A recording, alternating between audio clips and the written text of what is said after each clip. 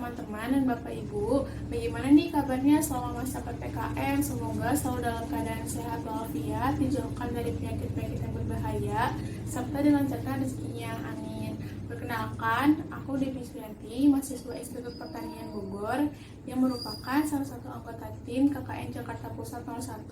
Di sini aku akan menyampaikan informasi mengenai program kerja kita, yaitu mengenai edukasi, di mana di dalamnya terdapat subprogram kerja mengenai sekolah alam. Nah, salah satunya ini adalah Kobium atau koleksi herbarium, yang dimana akan dikemas dalam video yang menarik. Untuk lebih lengkapnya bisa ke videonya yuk. Nah, pertama-tama kita harus mengetahui dulu nih kenapa kita harus melakukan Kobium atau koleksi herbarium. Nah, diketahui bahwa keanekaragaman hayati di Indonesia ini setiap tahunnya itu semakin menurun, baik dari flora, fauna, maupun jasa lingkungannya.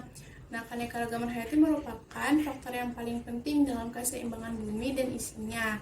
Nah, penurunan ini disebabkan oleh dua faktor, yaitu faktor manusia dan juga faktor alam. Untuk faktor alam disebabkan karena perubahan iklim, dan faktor manusia disebabkan karena overeksplorasi dan perusakan habitat, peningkatan populasi manusia setiap tahunnya, dan juga perubahan lahan yang digunakan untuk industri yang tidak ramah lingkungan yang berdampak pada kepunaan spesies. Oleh karena itu, upaya konservasi dapat dilakukan dari sekarang dengan cara salah satunya membuat herbarium. Kobium, koleksi herbarium create by tim KKN Jakarta Pusat 01. Pertama kali, istilah herbarium digunakan oleh Tournefort pada tahun 1700 untuk tumbuhan obat yang dikeringkan sebagai koleksi. Kemudian ada juga Luca Gini, yang merupakan salah satu profesor botani di salah satu universitas di Italia, yang mengeringkan tumbuhan dengan cara memberikan tekanan bawah dan meletakkan tumbuhan tersebut di atas kertas dan kemudian ditulis sebagai koleksi ilmiah. Lalu, apa herbarium itu? Herbarium merupakan kegiatan mengkoleksi tumbuhan, buah, dan juga hewan yang dilakukan dengan cara pengawetan atau pengeringan dengan proses baik dan benar. Herbarium dibuat dari spesimen yang telah dewasa, tidak terserang hama, penyakit, ataupun kerusakan fisik lain. Nah, pada jenis tumbuhan yang sudah langka, biasanya herbarium diletakkan pada lembaga penelitian seperti LIPI. Fakta menarik mengenai herbarium yaitu melestarikan spesimen, alat peraga dalam pembelajaran, agar terus dilihat keberadaannya, pertukaran herbarium antar negara, bukti adanya keanekaragaman, serta mengenal flora Nusantara lebih banyak. Jenis herbarium ada dua, yaitu herbarium kering dan juga basah. Pada herbarium kering biasanya menggunakan daun dan bunga, pada herbarium basah menggunakan buah, akar, lumut, dan juga hewan. Pada video kali ini, akan disampaikan terlebih dahulu bagaimana membuat herbarium basah. Herbarium basah sendiri merupakan spesimen tumbuhan yang telah diawetkan, disimpan dalam suatu larutan yang dibuat dari komponen macam zat dengan komposisi yang berbeda. Fakta menariknya bahwa herbarium basah ini merupakan spesimen yang diawetkan, dibuat dengan larutan komposisi yang berbeda-beda, serta untuk spesimen yang lembek dan berair. Data label yang harus ada di herbarium basah yaitu meliputi famili, spesies, genus, habitat, dan lokasi, nama pengkoleksi, tanggal pembuatan, serta deskripsi.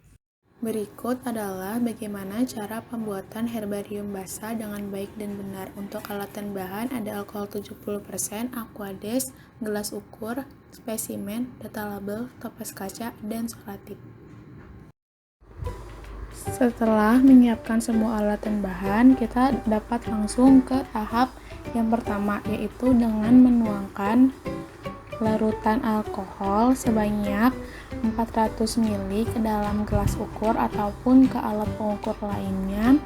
Hal ini digunakan untuk menghindari bakteri yang ada di spesimen agar spesimen tersebut dalam kondisi yang tetap awet walaupun disimpan dalam jangka waktu yang lama. Ya, ini merupakan takaran dari alkohol, yaitu sebanyak 400 ml.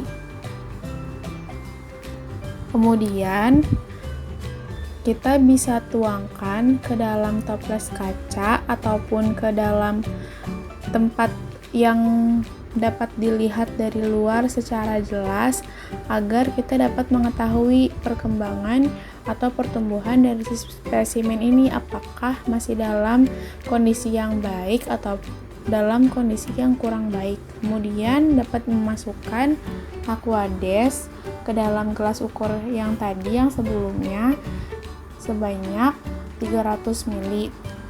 Hal ini digunakan untuk melarutkan alkohol yang tadi agar si spesimen ini tidak dalam kondisi yang hancur nantinya.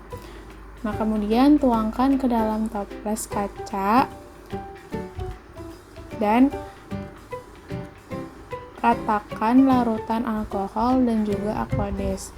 Kemudian masukkan spesimen. Nah, di sini aku menggunakan spesimen berupa lumut kerak ataupun yang bisa disebut dengan biropita.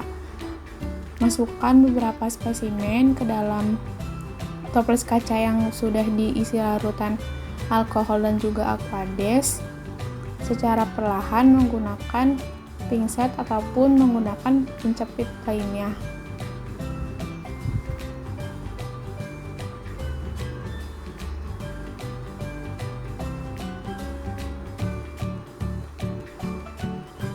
Setelah itu, tutup toples dengan rapat agar tidak ada udara yang masuk ke dalam toples tersebut.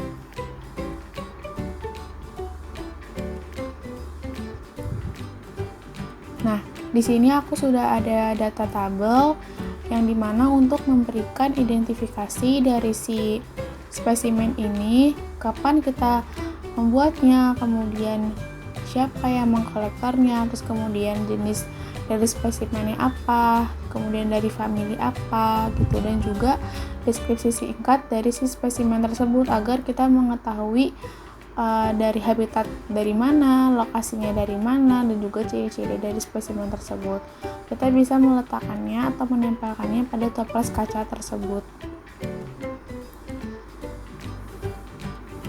Dan jangan lupa untuk menyimpan spesimen dalam suhu ruangan ya, supaya spesimen ini tetap dalam kondisi yang baik.